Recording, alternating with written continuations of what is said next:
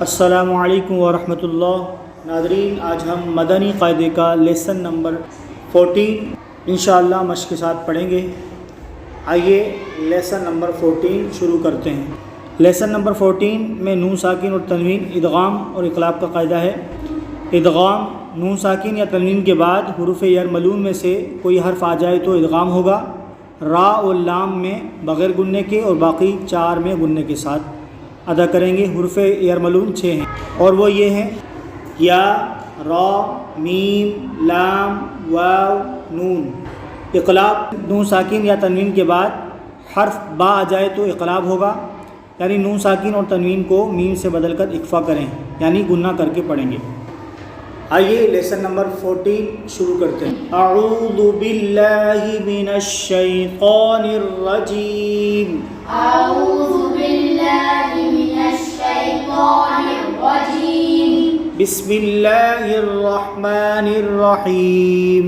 بسم اللہ الرحمن الرحیم۔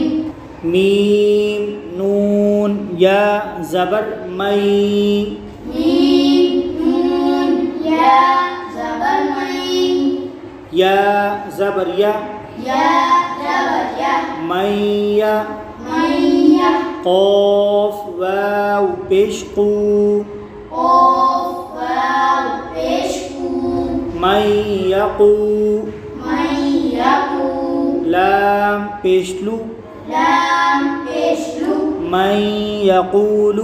میقول۔ نون ساکن ہے، نون کے اوپر جو علامت لگی ہوئی ہے اسے جزم کہتے ہیں، جس نون پر جزم ہو اسے ساکن کہتے ہیں۔ نون ساکن کے بعد یا آ رہا ہے حروف یلبنون میں سے، تو یہاں ادغام ہوگا، یعنی گنہ کر کے پڑھیں گے۔ من یقول، میم، نون، واو، زیر میوں،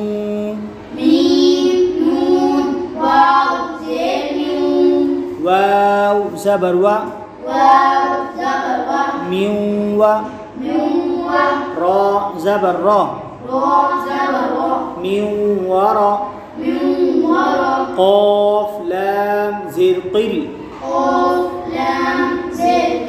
میوں ورا قل، جیم، نون زبر جن، نون زبر نا، جنہ، تا زیر تی، جنتی، میوں ورق الجنتی۔ نون ساکن کے بعد حرف یرملون میں سے واو آ رہا ہے تو یہاں ادغام ہوگا، یعنی گنہ کر کے پڑھیں گے۔ یہاں نون مشدد ہے تو نون مشدد اور میم مشدد میں ہمیشہ گنہ کر کے پڑھتے ہیں، تو یہاں بھی گنہ کریں گے۔ من ورق الجنتی، میم، نون، یا زیر می، یا واو زبر یو،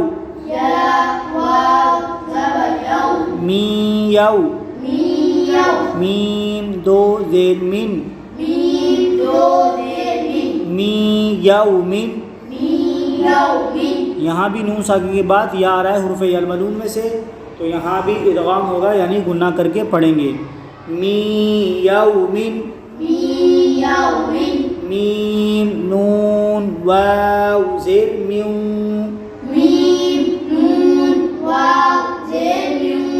واو زبر وا، میوں وا، لام یا زیر لی، میوں ولی، یا دو زیر ین، میوں ولی۔ نون ساکن کے بعد حروف یرملون میں سے یہاں واو آ رہا ہے تو یہاں ادغام ہوگا، یعنی گنہ کر کے پڑھیں گے۔ میوں ولی،